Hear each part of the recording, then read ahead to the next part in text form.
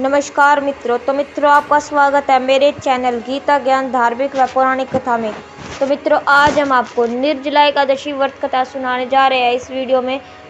तो चलिए उधर शुरू करते हैं अपनी व्रत कथा। हिंदू धर्म में एकादशी का व्रत महत्वपूर्ण स्थान रखता है। प्रत्येक वर्ष में 24 एकादशी होती है। ज्येष्ठ मास की शुक्ल पक्ष की एकादशी को निर्जला एकादशी कहते हैं।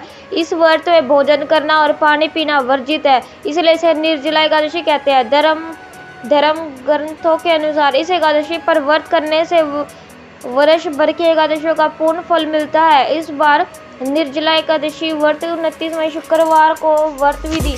निर्जला एकादशी के दिन सुबह जल्दी उठकर नित्य कर्मों से निवृत्त होकर सर्वप्रथम शेषशायी भगवान विष्णु की 5 पूजा करें। इसके बाद मन को शांत रखें। ओम नमो भगवते वासुदेवाय मंत्र का जाप करें। शाम को पूर्ण भगवान विष्णु की पूजा करें। वह रात में भजन कीर्तन करते हुए धरती पर विश्राम करें। दूसरे दिन किसी योग्य ब्राह्मण को आमंत्रित करें और भोजन करा देता जल से भरे कलश के ऊपर सफेद वस्त्र ढककर उसे शक्कर तथा दक्षिणा देकर ब्राह्मण को दान दे। इसके अलावा यथाशक्ति अन्न, वस्त्र, आसन, जूते, छतरी, पंखा तथा फल आदि का दान करना चाहिए। इसके बाद स्वयं भोजन करना चाहिए। धर्म ग्रंथों के अनुसार इस दिन विधि पूर्वक जल कलश का दान करने वालों को वर्ष भर की एकादशियों का फल मिलता है। इस एकादशी का व्रत करने से अन्य 23 एकादशियों पर अन्न खाने का दोष छूट जाता है एवं युग ऋतु पूर्ण द्वादशी पापासीम सर्प विनिमुक्त पद नाम्य।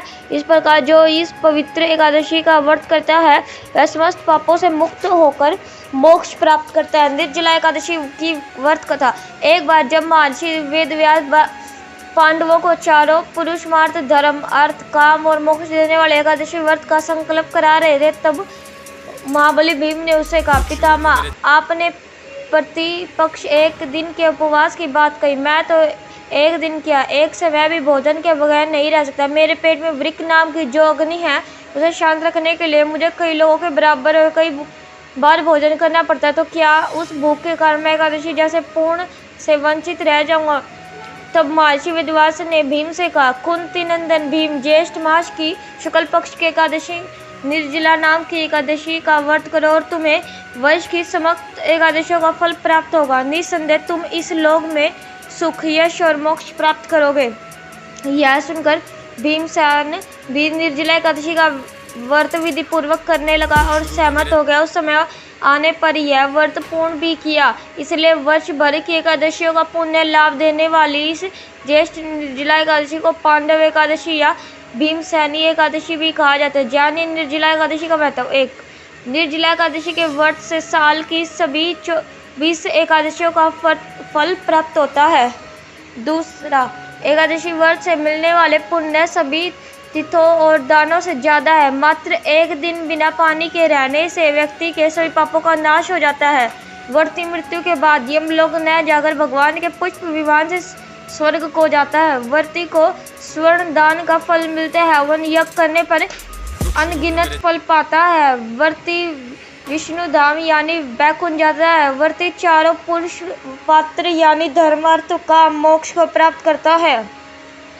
व्रत भग 2. शास्त्रों के मुताबिक अगर निर्जला एकादशी व्रत करने वाला व्रती व्रत रखना पर भी भोजन में अन्न खाए तो उसे चांडाल दोष लगता है और वह मृत्यु के बाद नरक में जाता है। एकादशी व्रत धारण करने के नियम। पूर्ण उपवास अपनी इंद्रियों को नियंत्रण करने की बहुत ही उचित क्रिया है, परंतु व्रत धारण करने का मुख्य कारण कृष्ण का स्मरण ध्यान करना है। उस दिन शरीर की जरूरतों को सरल कर दिया जाता है और उस दिन कम सोकर भक्तिमयी सेवा, शास्त्र अध्ययन और जप आदि पर ध्यान केंद्रित करने की अनुशंसा की गई है। व्रत का आरंभ सूर्योदय से होता है और अगले दिन के सूर्योदय तक चलता है। इसलिए अगर कोई इस बीच अन्न ग्रहण कर लेता है तो उसका व्रत टूट जाता है। वैदिक शिक्षाओं में सूर्योदय के पूर्व खाने की अनुशंसा नहीं की गई है, खासकर एकादशी के दिन तो बिल्कुल नहीं। एकादशी व्रत का पालन उस दिन जागने के बाद से ही मानना चाहिए। अगर व्रत गलती से टूट जाता है तो उसके बाकी के दिन अथवा अगले दिन तक पूरा करना चाहिए। वे जन जो बहुत ही सख्ती से एकादशी व्रत का पालन करते हैं। उन्हें पिछली रात्रि के सूर्य अस्त के बाद से कुछ भी नहीं खाना चाहिए ताकि वे आक्षत्र हो सके कि पेट में एकादशी के दिन कुछ भी बिना पचा हुआ भोजन शेष न बचे हो। बहुत लोग वैसा कोई प्रसाद भी नहीं ग्रहण करते जिनमें अन्न डला होता है। वैदिक शास्त्र शिक्षा देते हैं कि एकादशी के दिन साक्षात पाप पुरुष अन्न में वास करते हैं और इसलिए किसी भी तरह से उनका प्रयोग नहीं किया जाना चाहिए, चाहे कृष्ण को अर्पित ही क्यों ना हो। एकादशी के दिन का अन्न के प्रसाद को अगले दिन तक संग्रह करके रखना चाहिए या फिर उन लोगों में वितरित कर देना चाहिए जो इसका नियम सख्ती से नहीं मानते, या फिर पशुओं को दे देना चाहिए। एकादशी व्रत को कैसे तोड़े? अगर व्रत निर्जल पूर्ण उपवास बिना जल ग्रहण किए किया गया है तो व्रत को अगले दिन अन्न से तोड़ना आवश्यक नहीं है। व्रत को चरणामृत, वैसा जल जिससे कृष्ण के चरणों को धोया गया हो, दूध या फल से वैष्णव पंचांग में दिए नित्य समय पर तोड़ा जा सकता है। यह समय आपके स्थान पर है उसके अनुसार बदलता रहता है। अगर पूर्ण एकादशी के स्थान पर फल, सब्जी और मेवों के प्रयोग में एकादशी की गई है तो उसे तोड़ने के लिए अन्न ग्रहण करना अनिवार्य है। खाद्य पदार्थ जो एकादशी व्रत में खाए जा सकते हैं। शीला प्रभुपाद ने पूर्ण एकादशी करने के लिए बंद नहीं किया। उन्होंने सरल रूप से भोजन करके जप एवं भक्तिमयी सेवा पर पूरा ध्यान केंद्रित करने को कहा।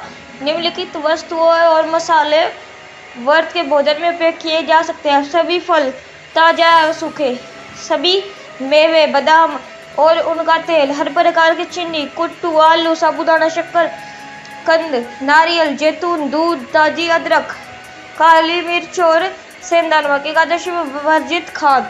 अगर अन्न का एक भी कण गलती से ग्रहण कर लिया हो तो एकादशी व्रत विफल हो जाता है। इसलिए उस दिन भोजन पकाते समय काफी सावधानी बरतनी चाहिए और मसालों को केवल नई पैकिंग से जो अन्न से अनछुए हो उसे ही लेना चाहिए। निम्नलिखित खाद्यों का प्रयोग एकादशी के दिन निषेध बताया गया है।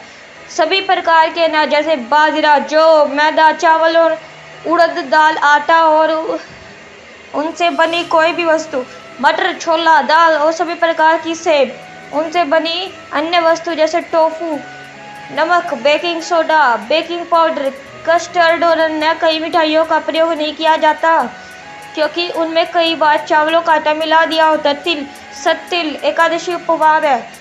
उस दिन तिल को भगवान को अर्पित भी नहीं किया जाता है और उसको ग्रहण भी नहीं किया जाता है। और मसाले जैसे कि हींग, लौंग, मेथी, सरसों, इमली, सौंफ, इलायची और जायफल एकादशी के दिन व्रत धारण करना है कृष्ण के भक्तों के लिए महत्वपूर्ण तप है और यह आध्यात्मिक प्रगति को बढ़ाने के लिए किया जाता है। बिल्कुल निहार व्रत करके कमजोर होकर अपनी कार्य भक्तिमयी सेवाओं में अक्षम हो जाने से बेहतर थोड़ा उन चीज़ों को खाकर व्रत करना जो व्रत में खाई जा सकती है। तो मित्रों, ये थी आज की व्रत कथा निर्जला एकादशी की। तो यह कथा आपको कैसे लगे मैं कमेंट सेक्शन में बताना। तो मिलते हैं अगली वीडियो में, तब तक के लिए राधे राधे मित्रों।